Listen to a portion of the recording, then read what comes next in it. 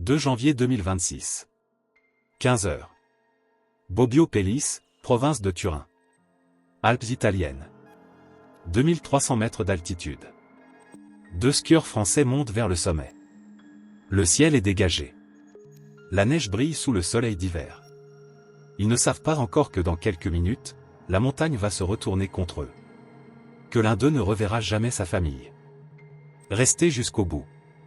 Ce qui s'est passé ce jour-là va vous glacer le sang. Bobbio Pellice. Un petit village de montagne à la frontière franco-italienne. Moins de 600 habitants. Le genre d'endroit où tout le monde se connaît. Où les skieurs viennent chercher la vraie montagne. Loin des stations bondées. Loin des pistes balisées. Le paradis des amateurs de hors-piste. Mais ce jeudi après-midi, le paradis va se transformer en cauchemar. Car depuis plusieurs jours, les conditions sont devenues traîtres. La neige s'est accumulée. Couche après couche. Les vents violents ont fragilisé le manteau neigeux. Et personne ne sait exactement quand tout va céder. 15 h pile. Les deux Français progressent.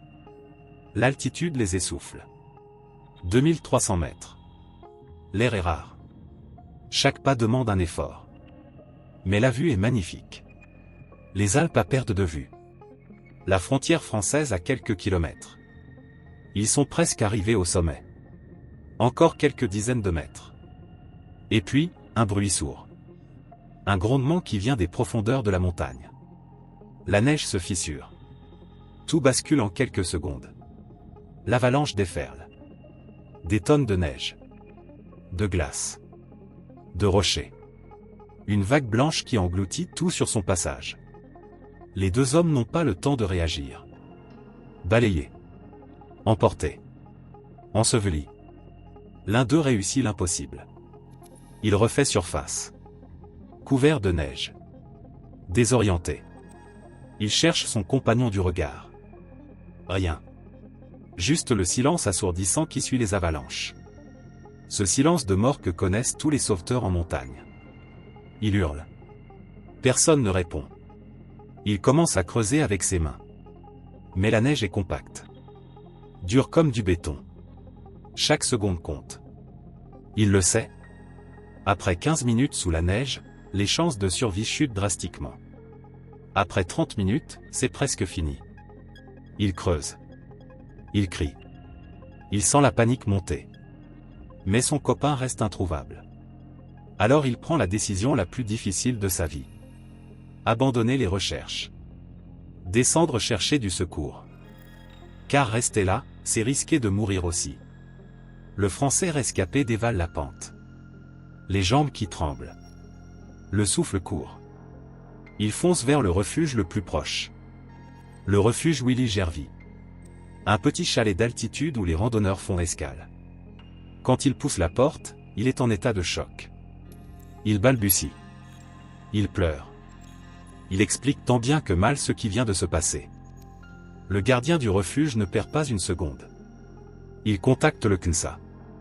Le Corpo Nazionale Soccorso Alpino e Speleologico. Les secours en montagne italiens. Les meilleurs au monde. Ceux qui sauvent des vies dans les conditions les plus extrêmes. Mais voilà le problème. Entre le moment de l'avalanche et l'alerte, presque une heure s'est écoulée. Une heure où le skieur français est resté seul. Enseveli. Sans oxygène. Dans le froid glacial des Alpes. Les secouristes le savent. Les statistiques sont implacables.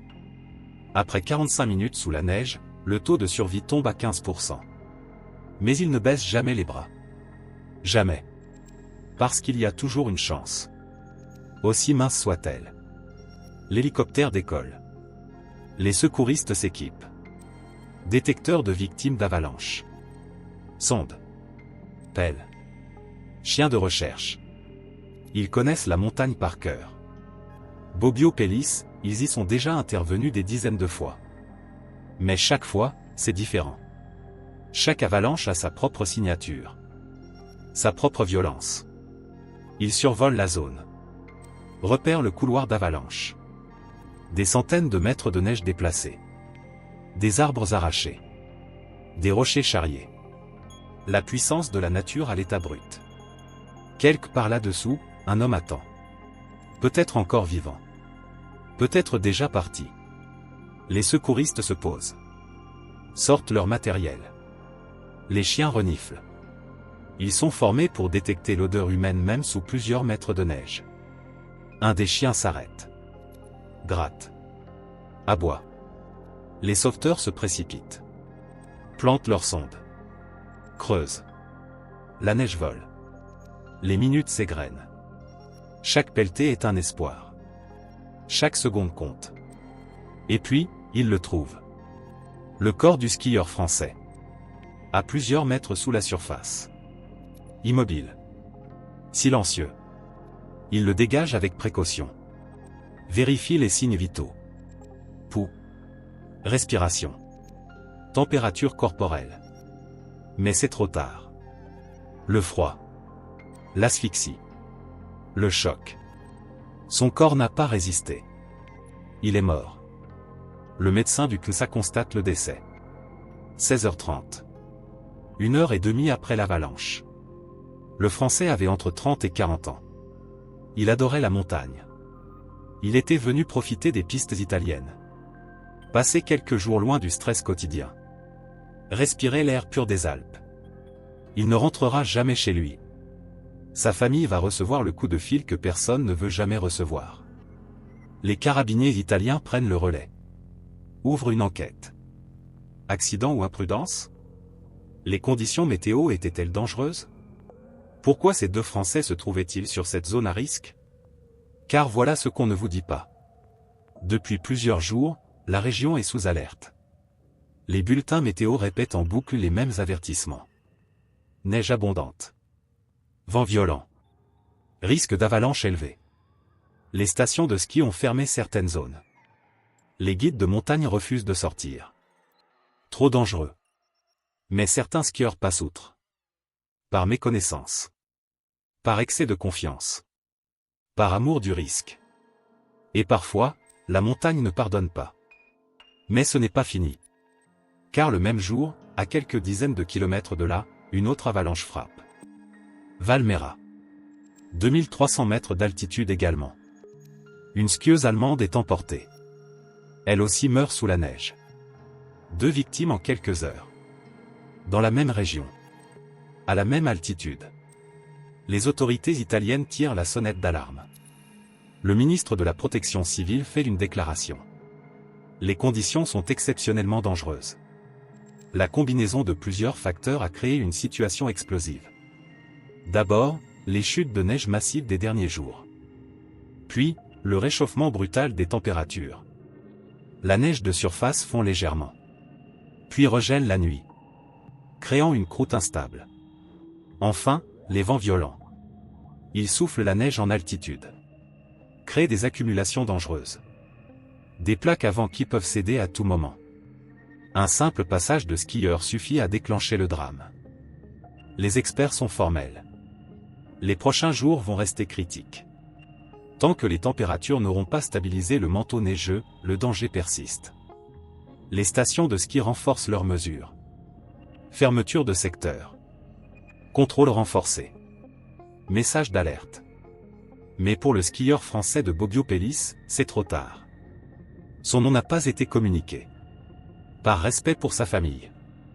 Mais quelque part en France, des proches pleurent. Des amis ne comprennent pas.